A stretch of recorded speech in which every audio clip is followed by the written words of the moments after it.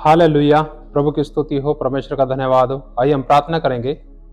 महान जीवित अनुग्रहकारी विलंब से कोप करने वाले परमेश्वर, आपकी स्तुति करते हैं आज की सुबह के लिए। पिताजी, आपने हम सबको संभाला, उसके लिए धन्यवाद करते हैं। आपने हम सबकी सहायता की, उसके लिए धन्यवाद करते हैं। प्रभु, आपने ये मौका दिया, ये अवसर दिया कि आपके चरणों में बैठ सकें। प्रभु जी, हम सबकी आत्मिक आंखों को खोल दीजिए। पवित्र आत्मा जी, आप अपना वचन सिखाएं। ये वचन हम सबके हृदय, जीवन और व्यवहार में उतरने पाए। प्रभु, हम आपको ऐसा जान सके जैसा आप हमें जानते हैं। सब बातों के लिए धन्यवाद करते हुए ये प्रार्थना प्रभु यीशु के नाम से मांगते हैं, आमीन। यीशु ने तेरे वास्ते अपना लहू बहा दिया। यीशु ने तेरे वास्ते अपना लहू बहा दिया।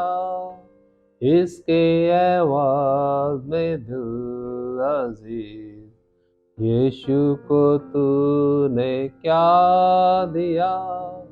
इसके एवाज में दिल अजीज यीशु को तूने क्या दिया। तौबा करो गुनाहों से, यीशु ने सबके वास्ते। तौबा करो गुनाहों से, यीशु ने सबके वास्ते। सूली पे चढ़ के खुद बखुद अपना लहू बहा दिया। सूली पे चढ़ के खुद बखुद अपना लहू बहा दिया।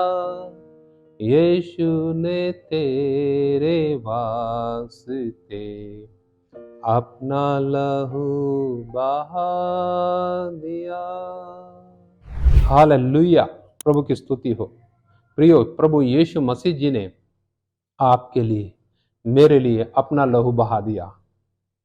उसने आपके आत्मिक जीवन के लिए, भौतिक जीवन के लिए हर प्रकार का प्रबंध जो हमें आवश्यक है कर दिया। हालेलुया। फिर भी इतनी आशीषों के बाद भी, इतना सब कुछ उपलब्ध होने के बाद भी आपके लिए प्रभु के ऊपर, परमेश्वर के वचन में विश्वास करके प्रभु के पीछे चलना क्या आसान है या मुश्किल? सोचिएगा। प्रभु का वचन कहता है कि उसने हमसे प्रेम किया और हमारे पापों की कीमत चुकाने के लिए अपना लहू बहा दिया। हालेलुया। उसके एवज में आपने, मैंने उसके लिए क्या किया? सोचिए, हम इतनी आशीष प्राप्त करने के बाद भी प्रभु में क्यों नहीं उस प्रकार का जीवन जी पाते जैसा प्रभु को पसंद है। थोड़ा प्रभु के वचन में हम पढ़ेंगे और देखेंगे कि वो कौन सी बातें हैं जो हमें रोकती हैं। यहाँ पर देखेंगे प्रभु के वचन में गलातियों की पत्री और उसका 5 अध्याय, और उसका हम पढ़ते हैं 16 वचन से 16 और 17। प्रियो, यहाँ पर लिखा, पर मैं कहता हूं, आत्मा के अनुसार चलो तो तुम शरीर की लालसा किसी रीति से पूरी ना करोगे। क्योंकि शरीर आत्मा के विरोध में और आत्मा शरीर के विरोध में लालसा करता है, और ये एक दूसरे के विरोधी हैं, इसलिए कि जो कुछ तुम करना चाहते हो वह न करने पाओ। प्रियो, यहां पर हमें देखने को मिलता है कि आत्मा और शरीर एक दूसरे के विरोध में है। हम क्यों नहीं प्रभु के पीछे उस प्रकार से चल पाते जैसा प्रभु चाहता है?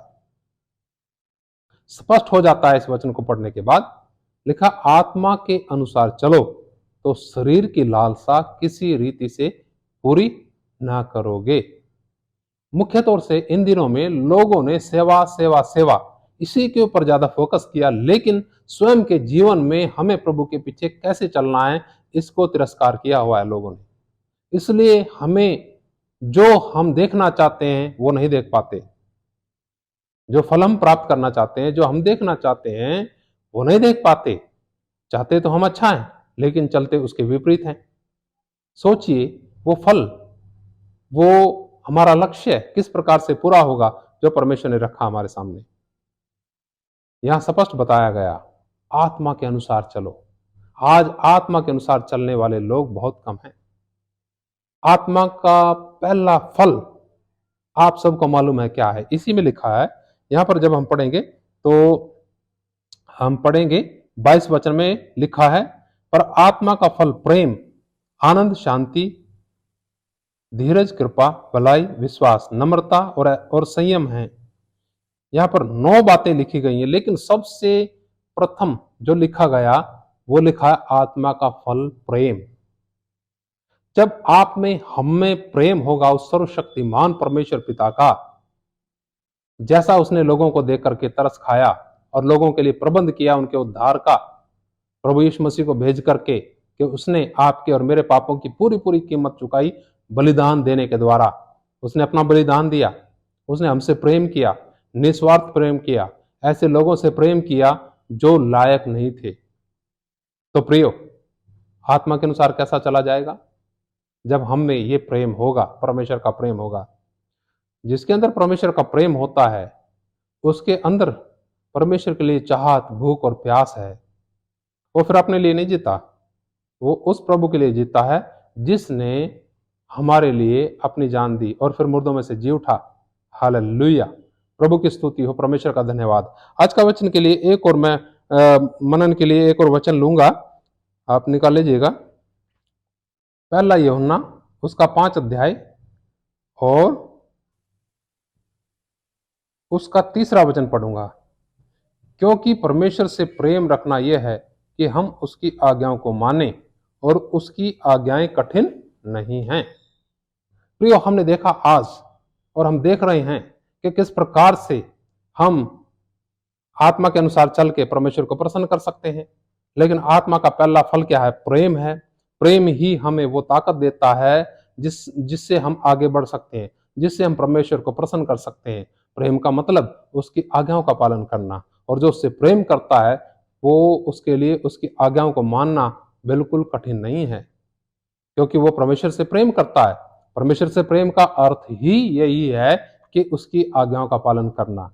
साधारण तौर से हम देखेंगे, लोगों से हम जब बात करते हैं, चर्चा करते हैं और पूछते हैं क्या परमेश्वर के पीछे चलना आसान है, क्या उसकी आज्ञा मानना आसान है, हर एक व्यक्ति बताता है, ज्यादातर व्यक्ति बताते हैं कि कठिन है।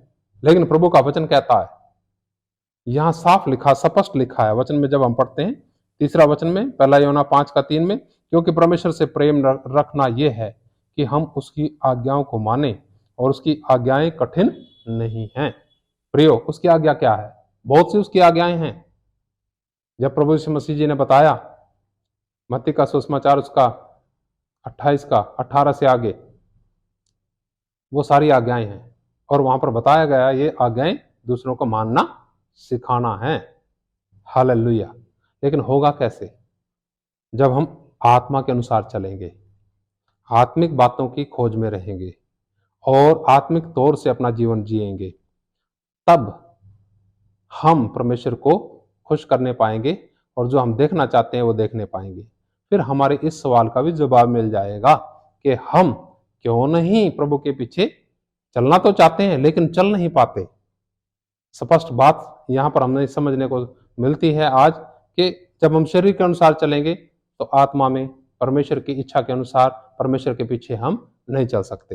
लेकिन जब आत्मा में चलेंगे तब हम परमेश्वर के पीछे आत्मिक तौर से और उसकी इच्छा के अनुसार चल नहीं पाएंगे। उसमें हमें क्या मदद करता है? सबसे बड़ी बात यहां पर देखा हमने, परमेश्वर का प्रेम। आत्मा का फल, पहला फल लिखा प्रेम। तो प्रेम अगर हमारे अंदर हो, प्रेम फोर्स है, ताकत है, वो बल है जो आगे की तरफ हमें धकेलता है, पीछे की तरफ नहीं। हालेलुया। प्रियो, आज मनन कर सकते हैं इन वचनों को अपने जीवन के अंदर। क्या वाकई मेरे अंदर प्रभु का प्रेम है? क्या मैं शरीर के अनुसार चलता हूं या आत्मा के अनुसार? मुझे प्रभु के वचन के अनुसार चलना कठिन है या आसान? सोचिए, विचार करिए, प्रार्थना करिए और परमेश्वर से पवित्र आत्मा की सहायता से वचन इस प्रकार से प्राप्त करें, स्वर्गीय सामर्थ्य इस प्रकार से प्राप्त करें कि हमें आगे को बढ़ने को हिम्मत मिले, सहायता मिले। आइए प्रार्थना करेंगे। पिता आपका धन्यवाद करते हैं, इस समय के लिए धन्यवाद करते हैं, आज के वचन के लिए धन्यवाद करते हैं। ये वचन हम सबके आत्मिक जीवन के लिए बढ़ोतरी का कारण होने पाए।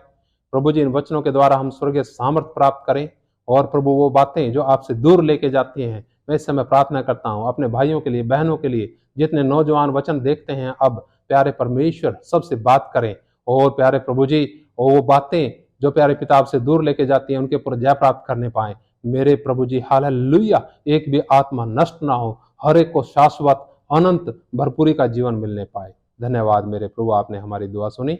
धन्यवाद के साथ ये प्रार्थना प्रभु यीशु के नाम से मांगते हैं, आमीन। हालेलुया। जय मसीह की। मारनाथा। प्रभु यीशु मसीह जल्दी आने वाले हैं।